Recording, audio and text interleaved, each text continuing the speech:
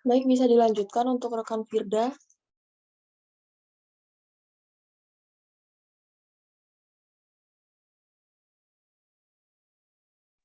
Baik, yang pertama tentang pengertian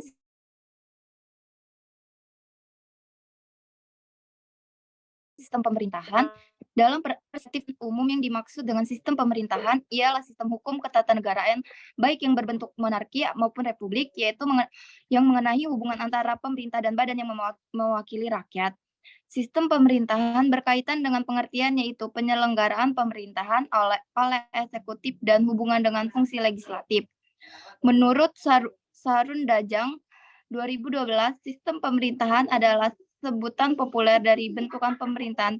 Hal tersebut didasari oleh pemikiran bahwa untuk negara adalah peninjauan secara sosiologis, sedangkan secara yuridis disebut bentuk pemerintahannya itu sistem yang berlaku yang menentukan bagaimana hubungan antara alat perlengkapan negara diatur oleh konstitusinya.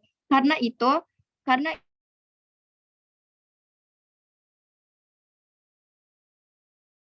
itu bentuk pemerintahan sering baik segitu saja yang saya sampaikan. Saya kembalikan ke moderator. Baik, materi selanjutnya akan dijelaskan oleh Feby. Terima kasih kepada moderator yang telah memberikan kesempatan kepada saya. Di sini saya akan sedikit menjelaskan mengenai beberapa sistem pemerintahan yang dikenal di dunia saat ini. Antara lain yang pertama yaitu sistem pemerintahan presidensial. Sistem pemerintahan presidensial merupakan sistem pemerintahan yang terpusat pada jabatan presiden sebagai kepala pemerintah atau head of government, sekaligus sebagai kepala negara atau head of state. Dalam sistem pemerintahan ini, badan eksekutif yang diwakili oleh presiden tidak bertanggung jawab kepada badan legislatif yang jika dicontohkan dalam sistem pemerintahan Indonesia diwakilkan oleh DPR. Selanjutnya yaitu sistem pemerintahan parlementer. Sistem pemerintahan parlementer adalah sistem atau keseluruhan prinsip penataan hubungan kerja antar lembaga.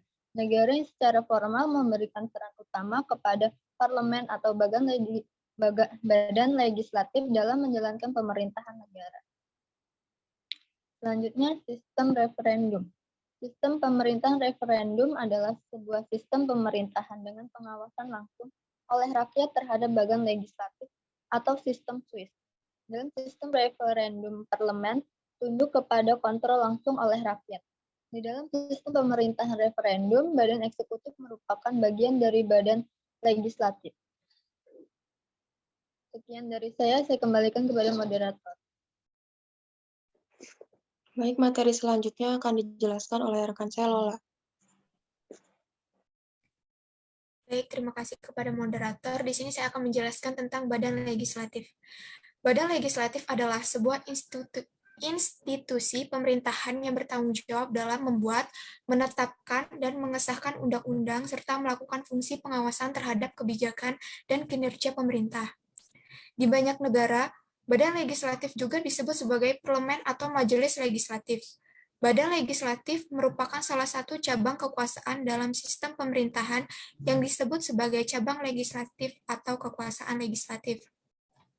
Badan legislatif terdiri dari anggota yang dipilih oleh rakyat atau ditunjuk oleh pihak tertentu, dan biasanya dibagi menjadi 2 kamar atau 2 lembaga, yaitu Dewan Perwakilan Rakyat atau Dewan Perwakilan Daerah, atau juga disebut sebagai Senat.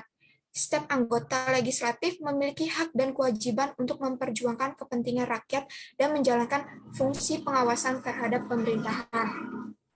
Tugas Badan Legislatif meliputi pembuatan undang-undang, persetujuan anggaran negara, pengesahan perjanjian internasional, serta fungsi pengawasan terhadap kinerja pemerintah, seperti melakukan rapat dengar pendapat dengan pejabat pemerintah atau lembaga pemerintahan untuk memperoleh informasi mengenai kebijakan atau program pemerintah, serta memeriksa laporan kinerja pemerintah.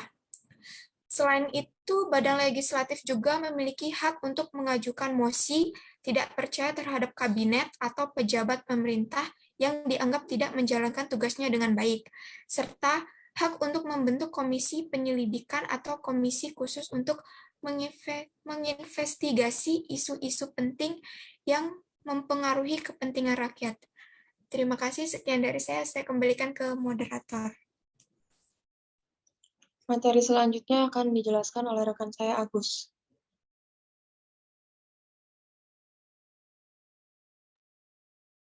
Terima kasih moderator.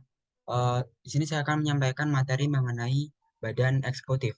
Jadi badan eksekutif ini merupakan badan pelaksana undang-undang yang dibuat oleh badan legislatif bersama dengan pemerintah.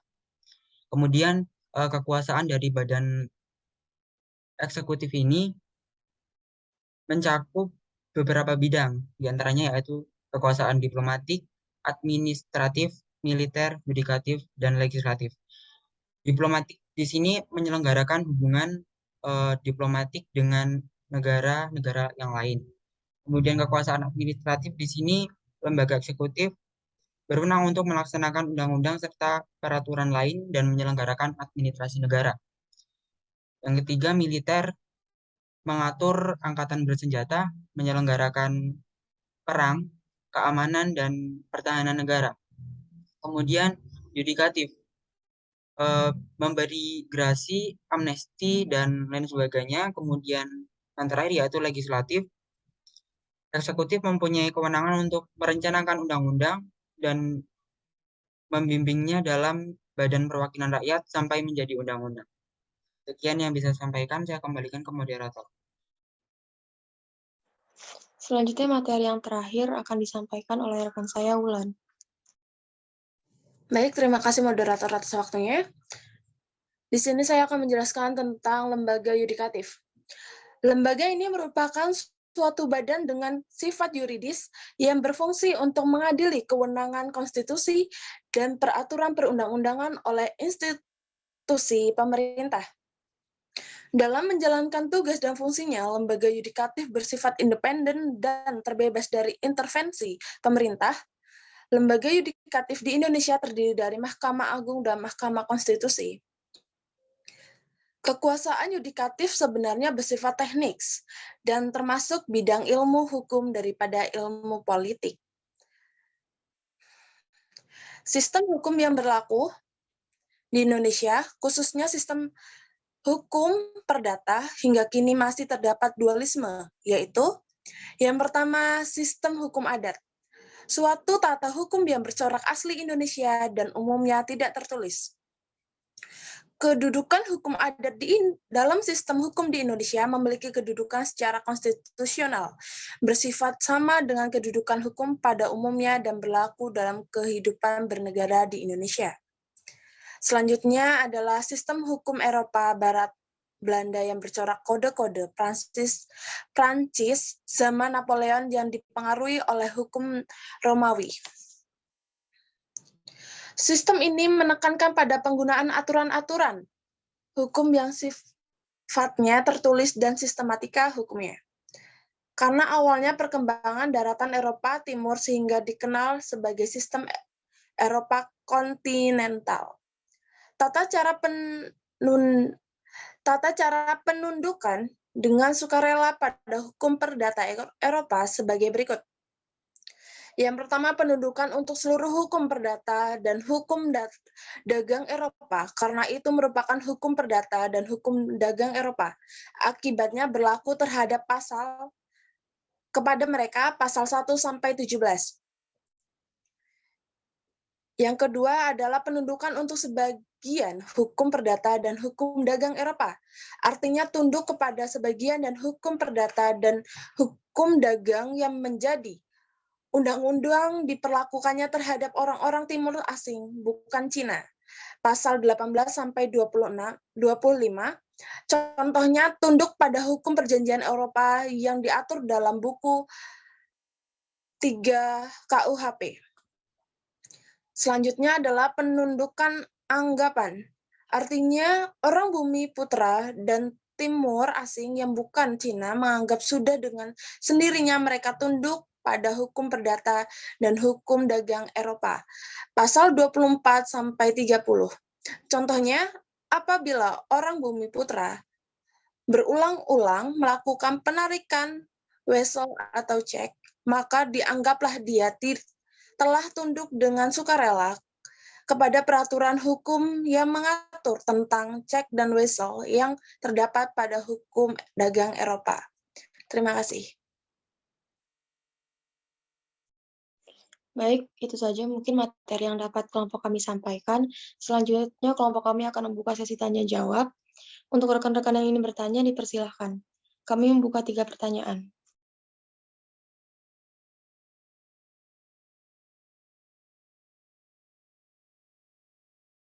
Baik, untuk Feni, dipersilahkan pertanyaannya. Baik, terima kasih moderator.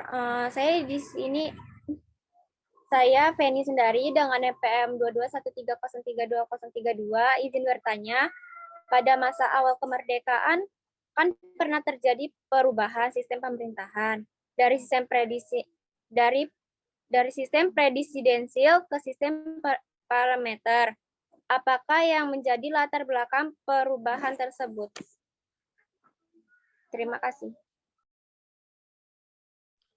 Baik, untuk penanya selanjutnya, untuk Amelia Irwana, dipersilakan.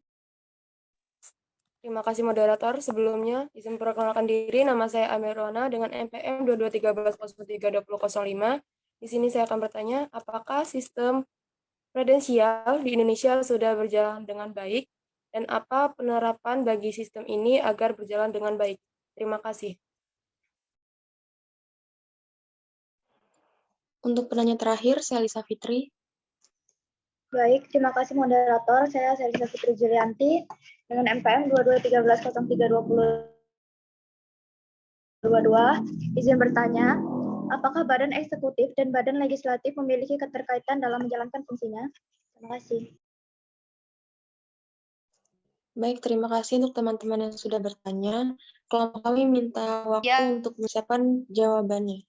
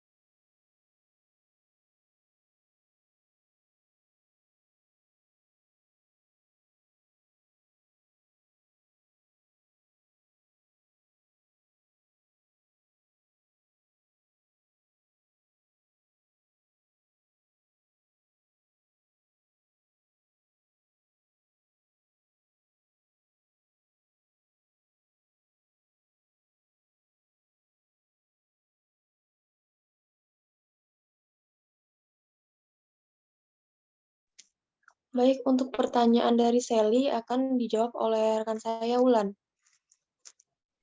Baik, di sini saya akan menjawab pertanyaan dari saudara Sally.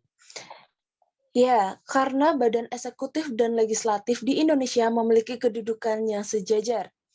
Keduanya merupakan mitra yang tidak dapat saling menjatuhkan satu sama lain.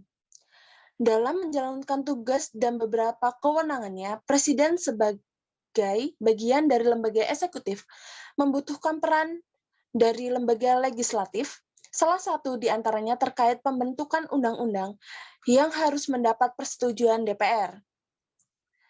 Sebagai lembaga legislatif, pelaksanaan kekuasaan negara dapat berjalan baik apabila antara badan eksekutif dan badan legislatif tersebut saling memiliki keterkaitan, baik dalam bidang komunikasi maupun sistem pelaksanaannya. Terima kasih. Apakah untuk rekan Sally dapat diterima jawabannya? Ya, sudah, terima kasih. Apakah rekan-rekan yang lain ada yang ingin menambahkan atau menyanggah? Kami persilahkan.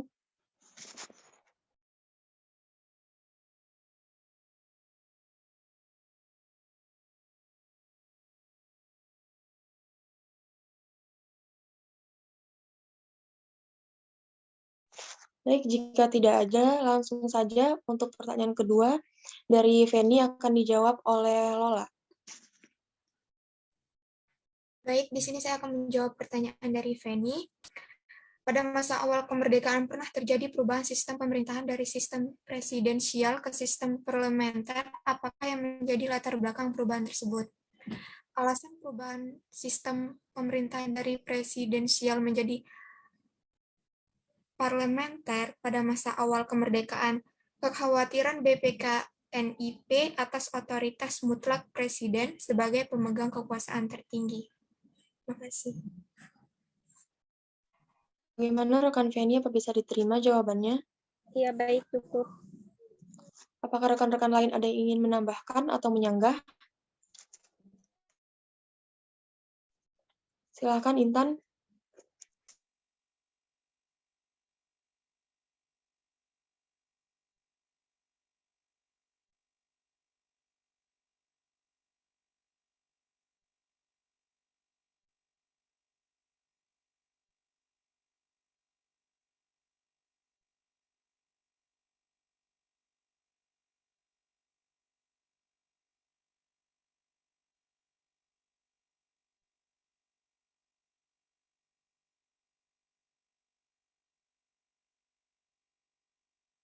Maaf untuk Intan, suaranya nggak ada.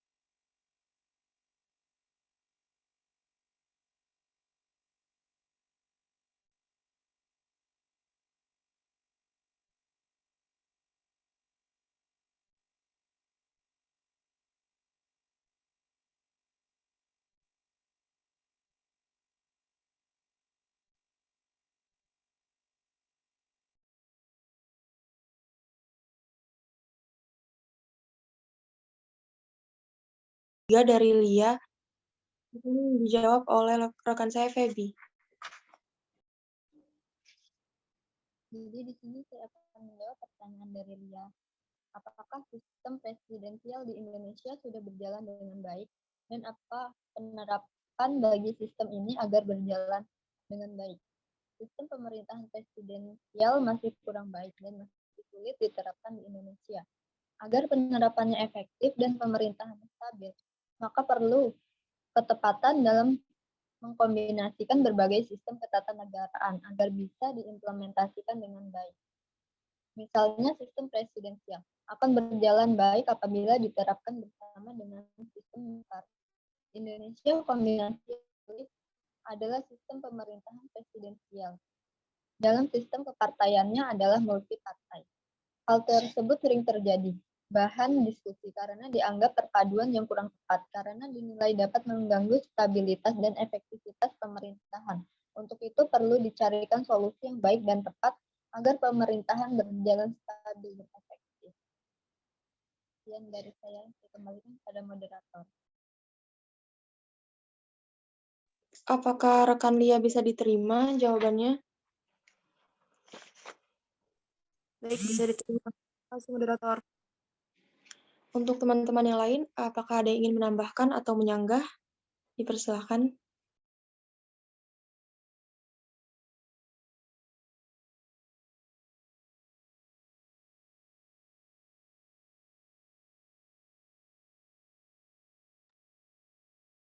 Oh,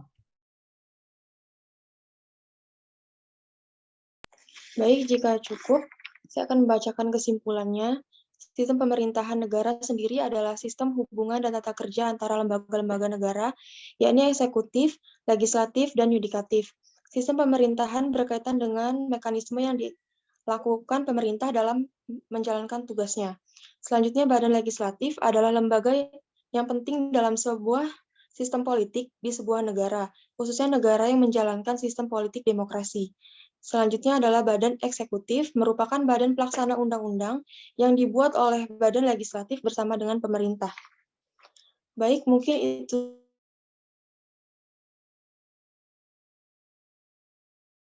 Wabarakatuh. Waalaikumsalam warahmatullahi wabarakatuh. Baik, selanjutnya.